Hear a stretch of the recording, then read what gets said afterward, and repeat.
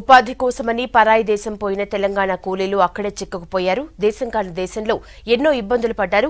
4 నెలల పాటు సరైన తిండి, వసతి లేక జీవితాన్ని నెట్టుకొచ్చారు.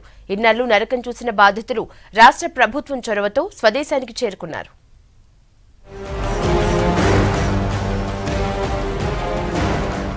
ఉపాధి కోసం ఇరాక్ వెళ్లి ఇబ్బంది పడుతున్న 15 మంది నిజామాబాద్ వాసులు ఇవాళ సొంతూళ్లకు చేరుకోనున్నారు.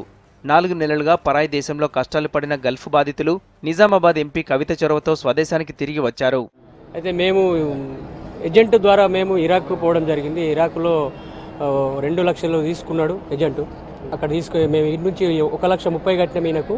తర్వాత అక్కడికి పోయిన తర్వాత మళ్ళీ అకామ కొరకు కావాలని చెప్పేసి అంటే 50,000 మళ్ళీ ఇంటి నుంచి పంపించినాము.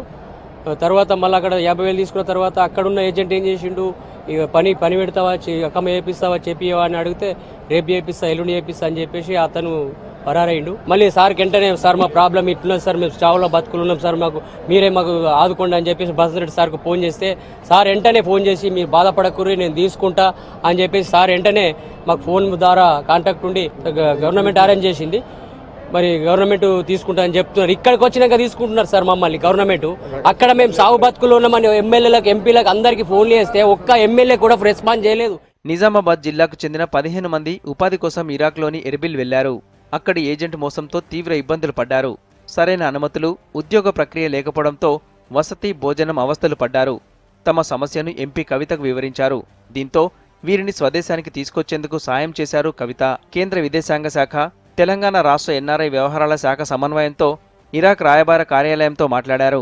బాధితులకు ఇరాక్లోని ఎర్బిల్ నుంచి ఢిల్లీ వచ్చేందుకు విమాన టికెట్లు, అక్కడి నుంచి స్వగ్రామానికి చేరేందుకు రైలు టికెట్లు ఏర్పాటు చేశారు. మేము ఎర్బిల్కు ఇండియా నుంచి ఇరాక్ వెళ్ళాము. మా ఏజెంట్ 1,30,000 తీసుకున్నాడు. తర్వాత ఇక్కడ నుంచి ఇంకో ఏజెంట్ అక్కడ రిసీవ్ చేసుకున్న తర్వాత అక్కడ పాస్పోర్ట్ తీసుకున్న తర్వాత పని అని చెప్పేసరికంటే NYC group of company Hyundai company అని చెప్పాడు. కానీ అక్కడ ఆ కంపెనీ ఉందో లేదో మాకు తెలియదు. ప్లస్ ఆ డ్యూటీ లేదు, వర్క్ లేదు.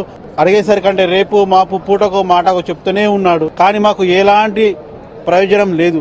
మేము చావు బతుకులో మేము ఒక జన్మ ఉంటే మళ్ళీ మేము భారతదేశానికి తిరిగి వచ్చామేమో అనిపిస్తుంది మాకు. ఇప్పుడు మేము తెలంగాణ బిడ్డలము అయినా కానీ మా ఎంపీలు, ఎమ్మెల్యేలు మాకు సహకరిస్తే మేము కొంచెం బాగుపడతాము. లేదంటే మా బతుకులు చీకటి బతుకులే.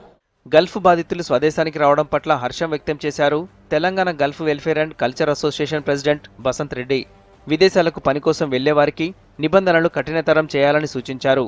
ఏజెంట్ల మాఫియాను అడ్డుకోవాలని ప్రభుత్వాన్ని కోరారు బసంత్ రెడ్డి. ఏజెంట్ల చేతిలో మోసపోయి మన దేశం నుంచి కానీ మన రాష్ట్రం నుంచి కానీ ఇరాక్ వెళ్ళడానికి అనుమతి లేదు.